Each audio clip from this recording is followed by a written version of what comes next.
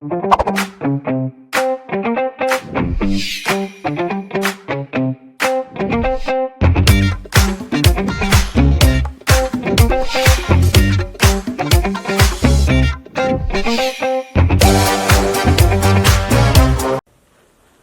ever heard someone say, the rate at which you eat these days, you will easily get constipated? What do you think must have happened? You must have been consuming more quantity within a short period of time. The word rate is used because two different quantities are compared. For the example used, the quantities compared are the amount of food eaten and the time taken. Rates are usually given as the first quantity per unit of a second quantity. There are several situations of our everyday lives in which rates are used. These include the speed of a moving vehicle, pricing of electricity bills, conversion of money, population density, wages, work rates, and so many other things. Now, consider the different quantities used in each of the examples above.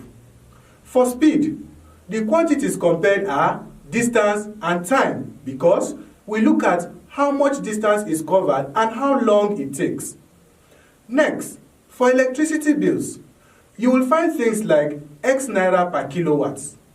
This means the cost and amount of electricity consumed are compared. You will wonder if comparing money can be considered as different quantities. They can.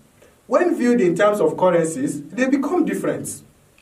For instance, 1 Ghana cedi is 66 naira 90 kobo. Therefore, the quantities that are compared in this case are naira and cedi. For population density, the number of people living within a geographical area is considered.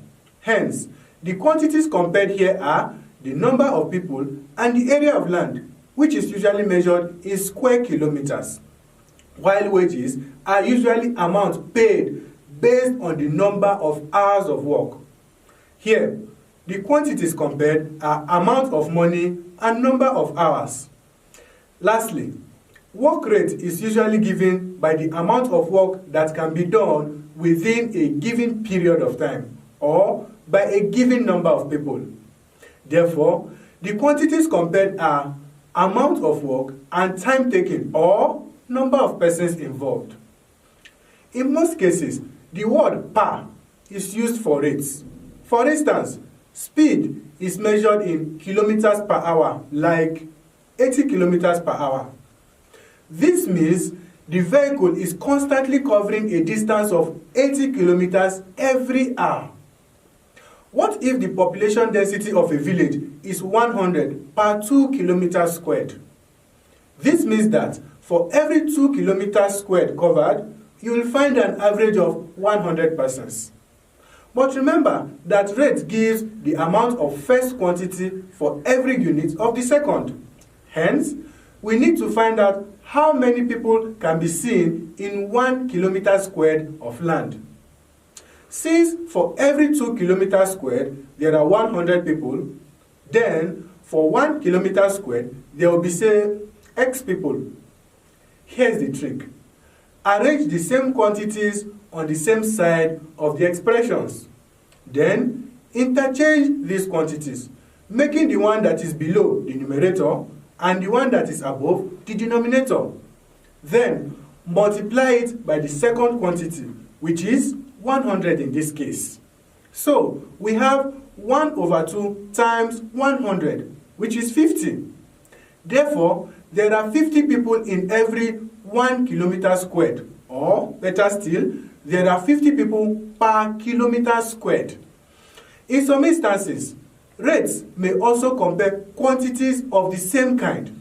For example, tax rates, where you are to pay an amount in naira for a fixed amount, also in naira. Why not join me in another lesson as we treat some examples?